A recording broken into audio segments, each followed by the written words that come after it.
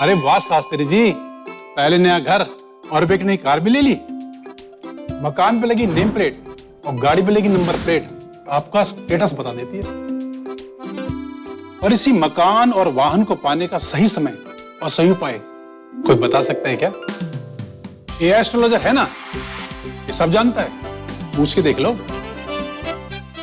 ने दरवाजे खोले, नीतीश पलटी मारेंगे क्या? लालू ने अगर दरवाजा खोल दिया, क्योंकि तस्वीरें ऐसी हैं, तस्वीर आप देख रहे हैं, फुल स्क्रीन लीजिए। लालू और नीतीश मिले, देखिए जरा, आमना सामना हो गया और उसके बाद दोनों एक दूसरे से मिले, मुस्कुरा कर मिले, नीतीश ने हाथ जोड़े। पलटी मारने के बाद ये पहली मुलाकात थी आमना सामना।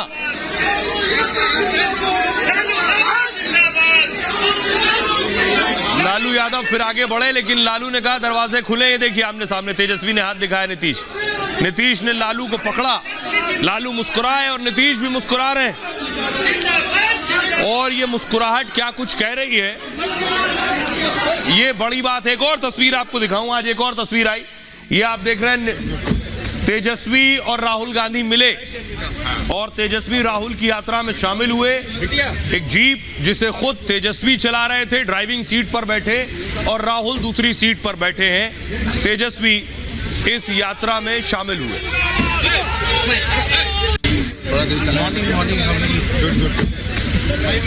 Okay, 5 minutes to drive, 10 minutes. हाँ, बैठ जाओ। बिटिया।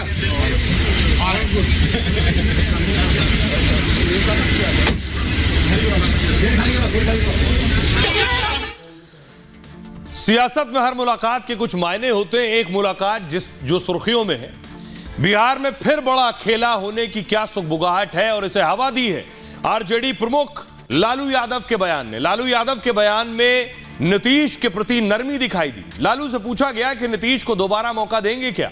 इस पर लालू ने कहा वो दोबारा आएंगे तो देखेंगे, हमारा दरवाजा हमेशा खुला रहता है।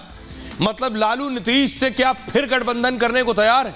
चर्चा यह भी है कि उन्हें इंडी गठबंधन में लाने की तैयारी है और लालू यादव फिर इस कोशिश में जुटे। क्या लालू के लिए नीतीश फिर पलटी मारेंगे? राजनीतिक जानकार इससे इनकार नहीं करते हैं। लालू नीतीश की हाल की मुलाकात भी कुछ यही कह रही है। विधानसभा में कल अचानक नीतीश और लालू आमने सामने आ गए। दोनों नेताओं ने एक दूसरे को नजरअंदाज नहीं किया।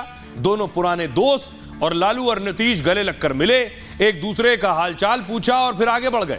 इस मुलाकात से ही नीतीश के पाला बदलने की चर्चाएं होने लगी, क्योंकि गठबंधन से अलग होने के बाद भी दोनों में तलखी नहीं है। पिछली बार नीतीश कुमार ने जब पलटी मारी थी, तब लालू यादव बेहद आक्रामक नजर आ रहे थे। तेजस्वी समेत पूरे लालू परिवार ने हमला बोला था। लालू ने जहां नीतीश कुमार को नाग और सांप कहा था, वहीं तेजस्वी और तेज प्रताप ने पलटू चाचा कहा था और विधानसभा में भी नीतीश से जोरदार बहस की थी।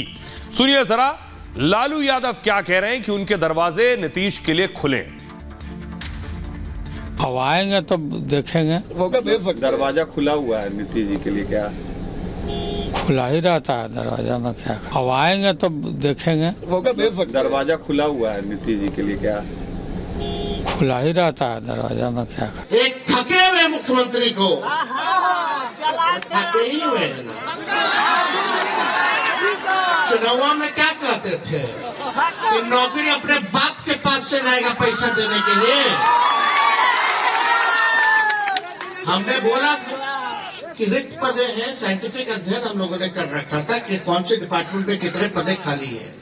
एजेंडा था 10 लाख नौकरी देने का, लेकिन सोचो 17 महीने में हम लोगों ने 5 लाख सरकारी नौकरी देने का काम किया। तो देश के इतिहास में कहीं नहीं हुआ। खबरों में आगे बढ़ते हैं और एक अब भावनात्मक खबर, जज्बातों से जुड़ी हुई। सरफराज के पिता को थार गिफ्ट करेंगे आनंद महिंद्रा साहब, लेकिन हुआ क्या पहले तस्वीर में आपको दिखाऊं। सरफराज है, सरफराज को 311 नंबर की कैप मिली है जो आप देख रहे हैं। सरफराज को अनिल कुंबले ने ये कैप दी। टेस्ट का डेब्यू किया था, पहला टेस्ट सरफराज खेल रहे थे। उनके लिए भावनाओं पहले मैं बहुत ज्यादा से जुड़ा हुआ ये पल था। आजमगढ़ के रहने वाले सरफराज 66 गेंद में 62 रन बनाए, लेकिन कैप ये देखिए 311 नंबर की कैप मिली है। 311वें खिलाड़ी टेस्ट में अब तक। और लेकिन देखिए कैप के बाद की तस्वीर देखिए, ये आप देख रहे हैं, पिता के पास गए और पिता के गले लग गए। देखिए पिता ने उनकी कैप चूमी है। उनको ये कह रहा हूं कि रात को वक्त दो गुजरने के लिए सूरज अपने ही समय पे निकलेगा, तो जब उसका टाइम आएगा। तस्वीरें वायरल हैं कि सरफराज अपनी मां के आंसू पोंछ रहे हैं। उन्होंने अपने पिता को ये कैप दिखाई। सूरज अपने ही समय पे निकलेगा। आइए अगली तस्वीर दिखाऊं। अब ये देखिए एक और तस्वीर मैं आपको दिखा रहा हूं। ये आप वो तस्वीर देख रहे हैं, बहुत भावुक क्षण था। सरफराज आए, उनके पिता खड़े हुए हैं, उनकी पत्नी खड़ी है और वो लेकर आए जब अपनी कैप उन्होंने पिता के हाथ में दी। पिता अपने आंसू पोंछ रहे हैं। प्राउड की बात होती है 125 करोड़ की आबादी में इंडिया के। अब मैं आपको बताऊं कि आखिर ये तस्वीरें वायरल हैं सोशल मीडिया पर भी। तो उद्योगपति आनंद महिंद्रा साहब ने तस्वीरें देखने के बाद ट्वीट किया। उन्होंने लिखा, हिम्मत नहीं छोड़ना बस, कड़ी मेहनत, साहस और धैर्य एक पिता अपने बच्चे को प्रेरित करने के लिए इनसे बेहतर गुण और क्या दे सकता है।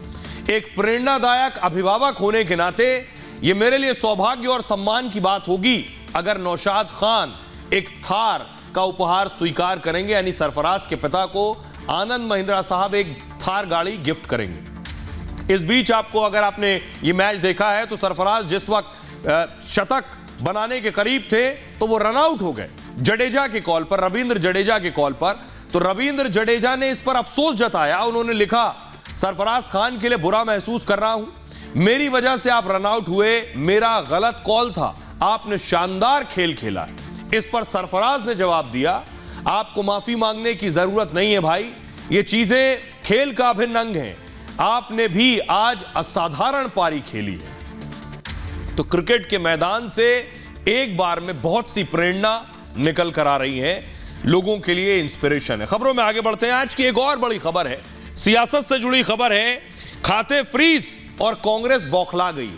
हुआ ये कि राहुल गांधी तो जोड़ो यात्रा पर है, लोकसभा चुनाव भी है और इस चुनाव में खर्च करने के लिए बहुत सा पैसा चाहिए।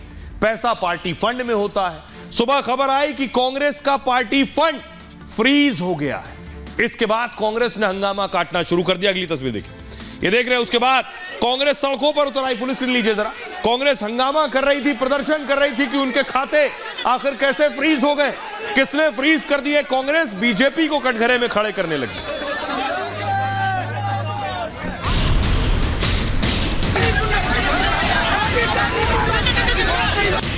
कांग्रेस पार्टी के अकाउंट्स फ्रीज कर दिए गए हैं। हमारे देश में लोकतंत्र पर तालाबंदी हो गई है। तो अपील की प्रक्रियाओं का पालन नहीं करेंगे और फिर जब कार्रवाई होती है तो आप बीजेपी पर हमला करते हैं, इसका क्या जवाब है? आयकर विभाग ने कांग्रेस पार्टी के खाते फ्रीज कर दिए। जैसे ही कांग्रेस को पता चला कि खातों से लेन देन बंद हो गया है, पार्टी के कार्यकर्ता सड़कों पर उतर आए और जमकर हंगामा किया। पार्टी के नेताओं ने बीजेपी पर हमला बोल दिया। और ये कांग्रेस पार्टी के अकाउंट्स फ्रीज नहीं हुए हैं, हमारे देश में डेमोक्रेसी फ्रीज हुई है। ऐसे समय में प्रमुख ऑपोजिशन पार्टी के अकाउंट फ्रीज करके यह सरकार क्या दिखाना चाहती है? कांग्रेस के हमले पर बीजेपी ने जोरदार पलटवार किया। कहा यह आयकर से जुड़ा मामला है, बीजेपी से इसका कोई लेना देना नहीं। आप समय पर टैक्स फाइल नहीं करेंगे, टैक्स का जो असेसमेंट होगा उसमें अपील में जाएंगे तो अपील की प्रक्रियाओं का पालन नहीं करेंगे और फिर जब कार्रवाई होती है तो आप बीजेपी पर हमला करते हैं, इसका क्या जवाब है?